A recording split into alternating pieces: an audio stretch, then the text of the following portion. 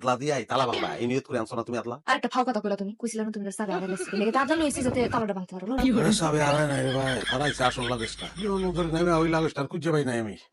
যা কিছু সোনা দানা আর কসমেটিক্স, তাহলে এটার মধ্যে কি আছে? একটা কম্বল, আর 2 কেজি খেজুর, 2টা ডাব সাবান।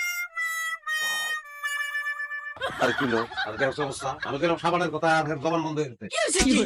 এখন যেটা কম হইলে তুমিও ফিট হয়ে যাবে। দেশে করতাম তো বাঙালি পাত্রী প্রস্তাব হয়তো ভাঙ্গাচুরা। যখন দুবাই যাবো এই ঘোষণা দিলাম তখনই তো ওর বাপে অল্লবী বাপে অল্লকে আমার বিয়াটা দিল। জানে আমার কিচ্ছু নাই, নিশ্চয় ফিরাইছি। তাহলে আর এই ঘরে পাঠাইবো? তুই যে যাওয়ার আগে 2 লাখ টাকা ঋণ করে গেলি সেটা এখন শোধ করবে কিভাবে? আরে ওটা টেনশন করে না, তোমার 3 কানি জমি আছে না, ওইটা ইচ্ছা মালটা রাখবো, তারপর তোমাকে অনেক কিছু কিনে দেবো, তোমার জীবন চেঞ্জ।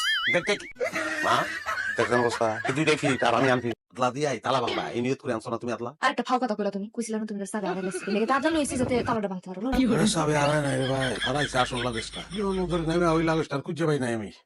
যা কিছু